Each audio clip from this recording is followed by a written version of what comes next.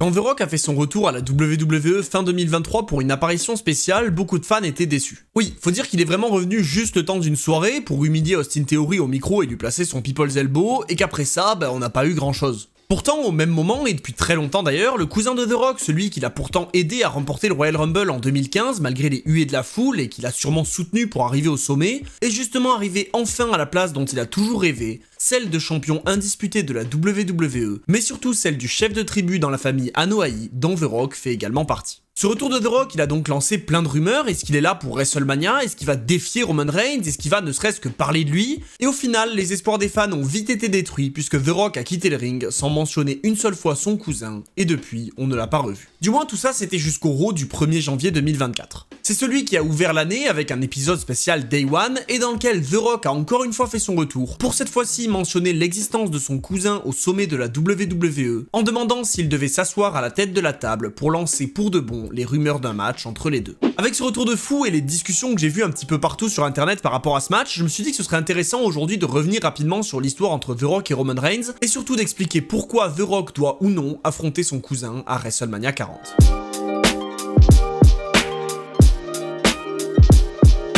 Comme je l'ai dit, l'histoire entre les deux hommes, elle remonte bien loin. Déjà, il y a le lien familial, parce que même s'ils sont pas officiellement cousins au sens où on l'entend, leurs familles, elles sont très proches, et les deux hommes sont de descendance samoane. Mais en plus de ça, dans le monde du catch, Roman Reigns et The Rock, ils ont déjà eu des interactions. Je reviendrai dessus plus en détail quand je parlerai de l'histoire complète de la Bloodline évidemment, ce sera l'une des plus grandes vidéos qui arrivera cette année, mais en 2015, Roman Reigns il est absolument détesté par une majorité des fans. Il a été érigé au sommet comme une star par la WWE, mais il est quand même rejeté par la foule, et donc pour essayer de forcer le public à l'apprécier, l'entreprise décide de ramener The Rock lors du Royal Rumble 2015, et grâce au People's Champ, Roman Reigns repart avec la victoire et s'oriente alors vers WrestleMania 31 dans un match pour le titre suprême, mais malheureusement pour lui, tout ça a lieu encore et toujours sous les huées de la foule. Avec ça, on voit déjà qu'il y a deux histoires à raconter. D'abord celle du lien familial qui est évident avec Roman Reigns qui a été reconnu par les anciens comme chef tribal et qui s'autoproclame tête de la table donc chef de la famille. Une famille dont The Rock fait évidemment partie, ce que bien sûr il peut difficilement accepter. Mais pour moi tout ça c'est pas vraiment le point central. The Rock il représente le passé. Il a été pendant quelques années le visage de la WWE pendant l'Attitude Era aux côtés de Stone Cold, et tôt ou tard il fallait bien passer le flambeau.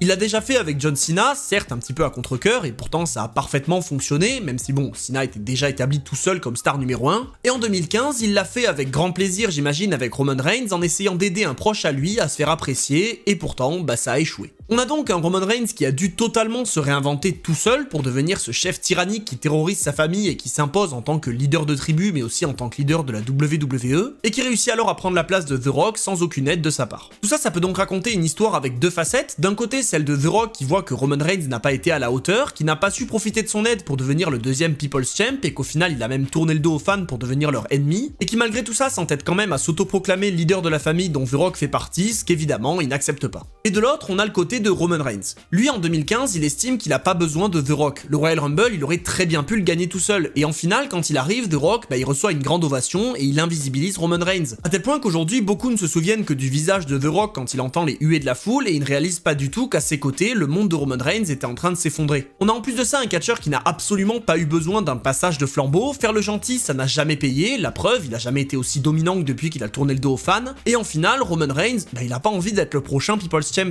Il veut même pas être le champ tout court d'ailleurs. The Rock et John Cena, il est au-dessus de tout ça. Lui, c'est le premier et le seul chef tribal, et pour lui, aucune star passée, présente ou future n'est à sa hauteur. Bref, vous le voyez, Roman Reigns a des raisons d'en vouloir à The Rock pour lui avoir volé la lumière des projecteurs, et pour en plus avoir abandonné la dynastie Anoa'i en partant à Hollywood. Vous voyez là qu'on a énormément de choses à raconter sur les deux hommes pour lancer une rivalité entre les deux. Et franchement, sur le papier, c'est extrêmement positif. Parce qu'en plus du gros potentiel en termes d'histoire, un match entre Roman Reigns et The Rock à WrestleMania, ça pourrait exploser tous les records. Je veux dire, on sera là au 40e anniversaire du plus grand show de l'année à la WWE et tous les yeux seront évidemment rivés sur ce match, c'est une certitude. The Rock, qu'on le veuille ou non, ça reste une énorme star et il suffit de voir ses matchs contre John Cena à WrestleMania 28 et 29 pour comprendre que dès qu'il est là, les têtes se tournent vers l'écran pour voir ce qu'il est en train de faire. Évidemment, oui, si le Rock est populaire et qu'il attire des foules, c'est aussi bénéfique d'un point de vue financier pour la WWE. Et à mes yeux, il ferait une immense erreur sur le plan business en n'organisant pas ce match. D'autant qu'à son âge et au vu de ses autres projets actuels, c'est très probable que ce match-là soit le tout dernier dernier de la carrière de The Rock. Parce que oui, il a quand même 50 ans passés maintenant, et même si on dirait pas, bah son corps faiblit, et vous allez voir, on va avoir l'occasion d'en reparler. Donc conclure sa carrière avec un tel match contre son cousin, qui s'est assis à la tête de la table, là où The Rock était assis pendant très longtemps, bah c'est assez difficile de faire mieux en finale. En plus, le passage de flambeau serait parfait, et à mes yeux, Reigns il en ressortirait de toute façon que grandi.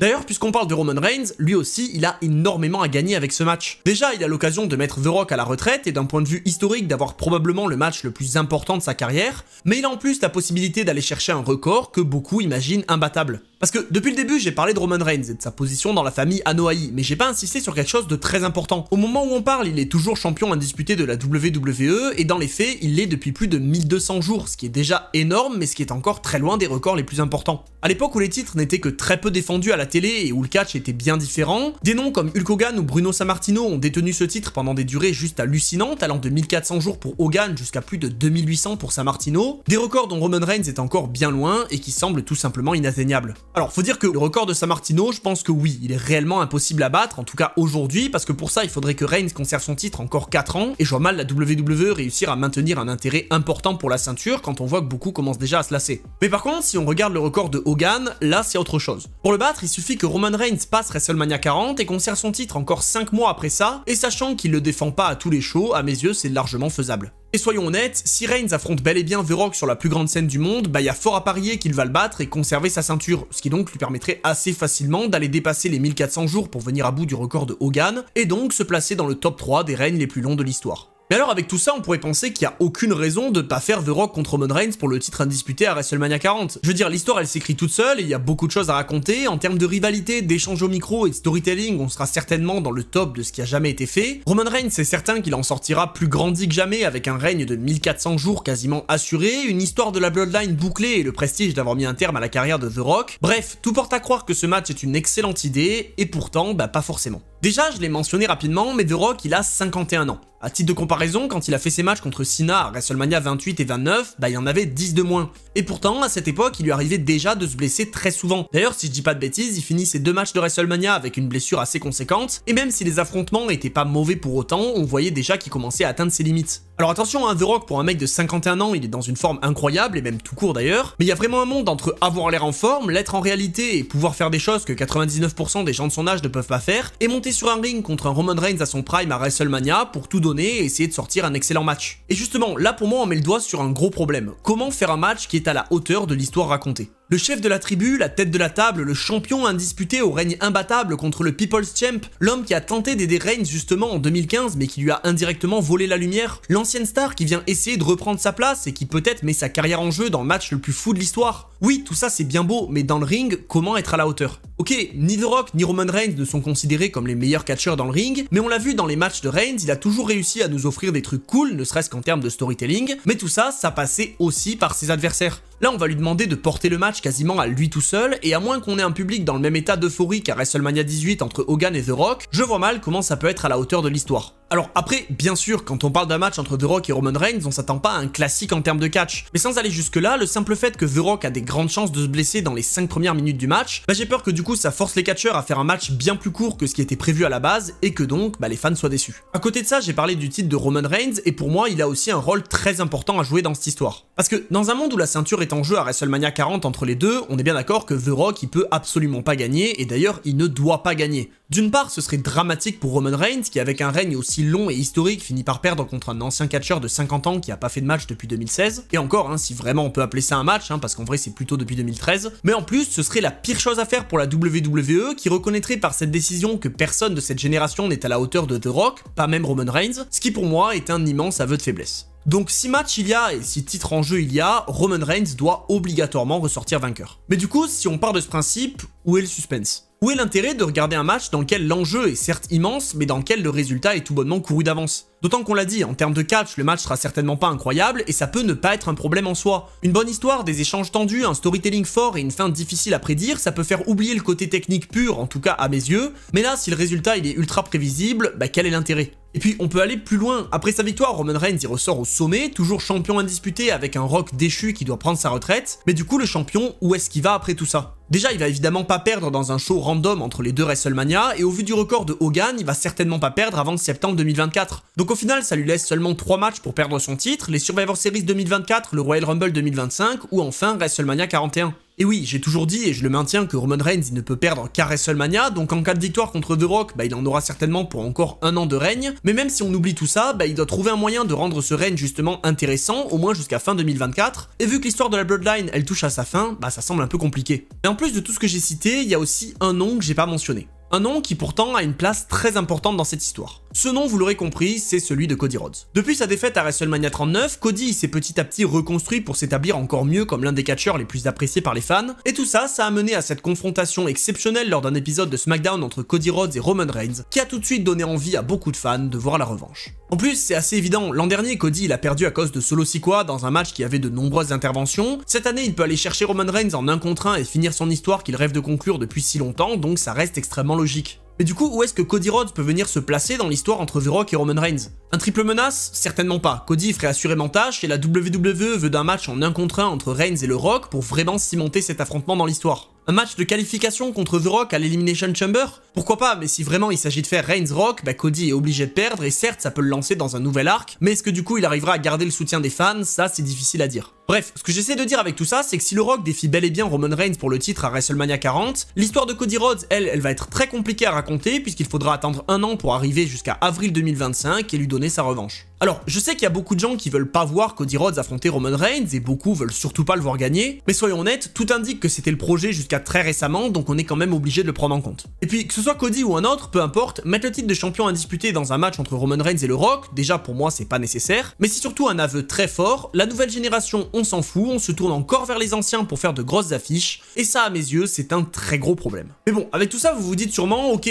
t'es bien gentil Hawkin avec tes histoires, tes théories, tes arguments contradictoires, mais du coup avec ça on fait quoi? Eh ben déjà, dites-le moi, vraiment dites-le moi en commentaire ce que vous voulez voir, parce que si certains veulent juste voir Rock contre Reigns pour le titre, et ça peut se comprendre, je pense que vous serez aussi nombreux à avoir beaucoup d'idées originales et je suis sûr que ce sera très intéressant de vous lire. Et d'ailleurs, je pense faire ça sur ma chaîne Twitch, donc si ça vous intéresse, n'hésitez pas, twitch.tv/Monsieur Hawkin. Je suis en live 3 fois par semaine, le lien est dans la description. Mais pour revenir sur la rivalité entre le Rock et Roman Reigns, en ce qui me concerne, j'ai plusieurs idées. La première option, elle me paraît très audacieuse et assez peu probable, mais pourtant ça nous offrirait quand même un très gros WrestleMania. D'ici quelques semaines, Roman Reigns il doit défendre son titre au Royal Rumble contre l'un de ses 3 challengers. Alors, au moment où vous regardez cette vidéo, on a déjà la réponse parce que SmackDown a eu lieu, mais au moment où moi je l'écris, on sait pas encore qui ce sera. Et au final, ça tombe bien, parce que dans ma théorie, ça a pas une très grande importance tant qu'au Royal Rumble, il y a Randy Orton dans le match. Que ce soit un triple threat, un fatal 4-way, en 1 contre 1 ou peu importe, l'idée est simple, au Royal Rumble 2024, Randy Orton crée l'exploit, se rapproche du record de Ric Flair et John Cena, et surtout met un terme au règne historique de Roman Reigns en devenant champion indisputé. Évidemment, la défaite de Reigns, elle peut être justifiée par la présence de The Rock, qui viendrait intervenir d'une manière ou d'une autre, mais quoi qu'il arrive, Roman Reigns va s'avancer vers WrestleMania sans la ceinture. Avec tout ça, on aurait d'un côté un Roman Reigns contre The Rock pour la place de chef tribal, qui viendrait péter tous les records et offrir aux fans une immense affiche, qui ne reposerait finalement plus que sur l'histoire entre les deux et pas du tout sur le titre, et qui laisserait alors un peu plus de suspense quant au vainqueur. De l'autre côté, celui du titre indisputé, on pourrait avoir un Randy Orton qui fait un heel turn, c'est-à-dire qui devient méchant, ou pas d'ailleurs, et qui se retourne contre son ancien associé dans la Legacy Cody Rhodes pour perdre contre lui à WrestleMania 40, et finalement offrir à Cody son moment, à savoir la fin de son histoire. Bon, cette idée-là, je vous avoue que c'est pas celle qui me parle le plus, déjà j'ai du mal à considérer que Roman Reigns peut perdre son titre en dehors de WrestleMania, mais en plus ça me paraît beaucoup trop précipité. Et pourtant, au final c'est un peu l'un des seuls moyens de retirer le titre de la rivalité entre le Rock et Roman Reigns. Et je vous jure que celui qui me parle de Damien Priest et son Money in the Bank dans les commentaires, ça va très mal se passer. Mais bon, bref, la deuxième option, elle me paraît largement plus plausible et d'ailleurs plus intéressante, et au final elle est plutôt simple. Dans cette théorie-là, le teaser que The Rock vient de faire à Raw, en fait il ne sert qu'à mettre l'eau à la bouche et à prendre la température. Après ça, il peut repartir vaquer à ses occupations, et si Roman Reigns peut lui donner une petite réponse en lançant des pics, il faut pas que ça aille plus loin.